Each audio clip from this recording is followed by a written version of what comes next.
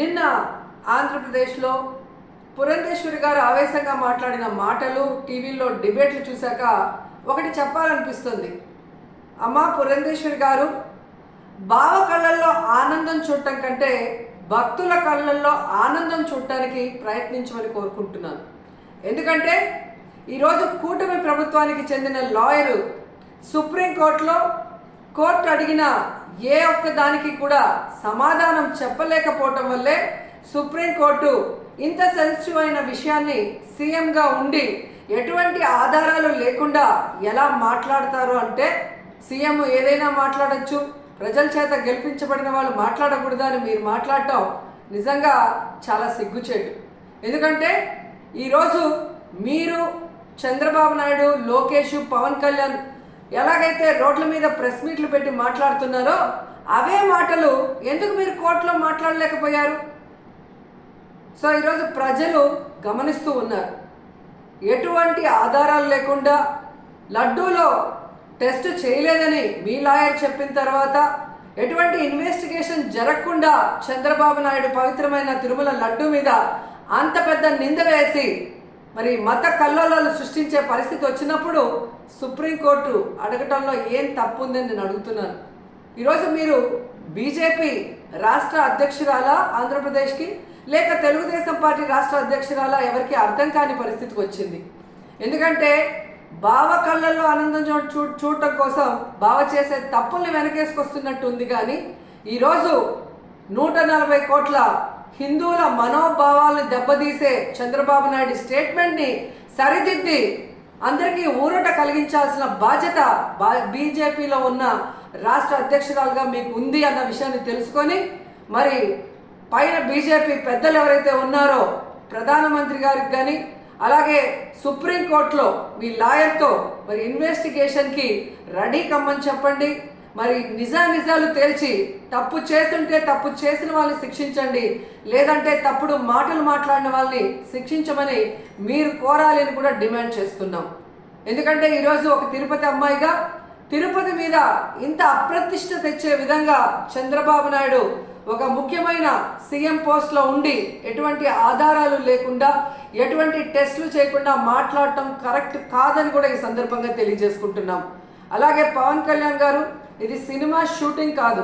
రోజుకొక వేషాన్ని వేసుకొని రోజుకొక మాట మాట్లాడుతూ ఈరోజు అందరి మనోభావాల్ని దెబ్బతీయటానికి మీకు అధికారం లేదని కూడా ఈ సందర్భంగా తెలియజేసుకుంటున్నా. ఈరోజు ఏదైతే మీరు చేశారో ప్రాయశ్చిత్త దీక్ష, అది మీరు చేసిన తప్పులకి భగవంతుడు మీ చేత చేయించిన ప్రాయశ్చిత్త దీక్ష తప్ప మరొకటి కాదు. ఎందుకంటే ఈరోజు భగవంతుడే లేడని చెప్పిన మీ కుటుంబ సభ్యులు, మీరు, అలాగే ఏ రోజు హిందూయిజం కూడా గురించి మాట్లాడని మీరు, ఎన్నికల గురించి ముందు మీరు మాట్లాడిన మాటలకి ఈరోజు మీరు మాట్లాడుతున్న మాటలకి, మీరు వేస్తున్న వేషాలకి సంబంధం లేకుండా ఉండటం ప్రజలు గమనిస్తూనే ఉన్నారు. సో ఇప్పటికైనా జగన్మోహన్ రెడ్డి గారిని టార్గెట్ చేయాలి, కార్నర్ చేయాలనుకోను, లేదా బీజేపీ రేపు ఆంధ్రప్రదేశ్లో ఎంటర్ అయితే మన పరిస్థితి ఏంటి అని చంద్రబాబు నాయుడు చేస్తున్న ఈ డ్రామాలో మీరు కూడా పాలు పంచుకుంటున్నారో ఏంటో కానీ ఎవరికి అర్థం కావట్లేదు. కానీ పవిత్రమైన శ్రీవారి లడ్డూని ఈ విధంగా అపవిత్రం చేసే విధంగా మీరు మాట్లాడటాన్ని మేము ఖండిస్తున్నాం. వెంటనే దీని మీద సుప్రీంకోర్టు మరి విచారణ జరిపించి సిబిఐ ద్వారా మరి దోషుల్ని బయటకు తీసి వాళ్ళని శిక్షించాలని కూడా కోరుకుంటున్నాం. అలాగే ఇందులో మరొక విషయం ఉంది.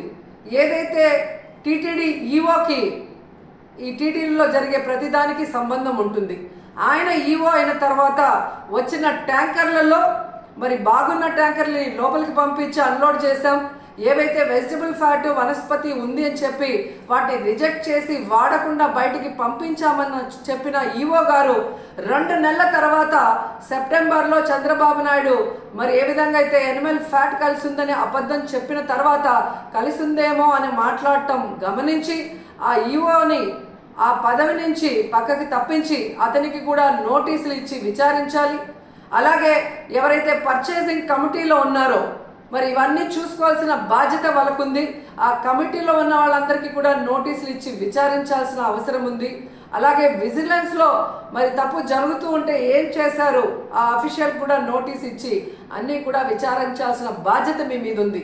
ఎందుకంటే ఈరోజు చంద్రబాబు నాయుడు, పవన్ కళ్యాణ్ అపోజిషన్లో లేరు. అపోజిషన్లో ఉండి మాట్లాడింటే ఓకే అని చెప్పి ఎవరైనా కూడా మీ మాటలు నమ్మే అవకాశం ఉంటుంది. కానీ ఈరోజు మీరు అధికారంలో ఉండి విచారించాల్సిన అధికారం మీ చేతిలో పెట్టుకొని ఈరోజు ఆధారాలు సేకరించాల్సిన బాధ్యత మీ దగ్గర ఉండి కూడా అవేవి చేయకుండా కేవలం జగన్మోహన్ రెడ్డి గారి మీద నిందలు వేయాలి, వైఎస్ఆర్సీపీ అనేది లేకుండా చేయాలి అన్న ఒక కాన్సెప్ట్తో మీరు ముందుకు వెళ్ళటం వల్లే ఈరోజు అది బ్యాక్ ఫైర్ అయ్యి మీరు చెప్తున్న అబద్ధాలు ప్రజలందరూ కూడా గమనించే పరిస్థితి వచ్చిందని కూడా ఈ సందర్భంగా తెలియజేసుకుంటున్నాం. సో ఇప్పటికైనా శ్రీవారి పవిత్రమైన లడ్డూ జోలికి పోకుండా మీరు ఇకనైనా ఈ డ్రామాలు ఆపితే బాగుంటుంది. సుప్రీంకోర్టు విచారణకి మేము సిద్ధం, సిబిఐ వేసుకున్న మేము సిద్ధమని చంద్రబాబు నాయుడు, పవన్ కళ్యాణ్ అలాగే పురంధేశ్వరి గారు చెప్పాల్సిన అవసరం కూడా ఉందని చెప్తున్నాను.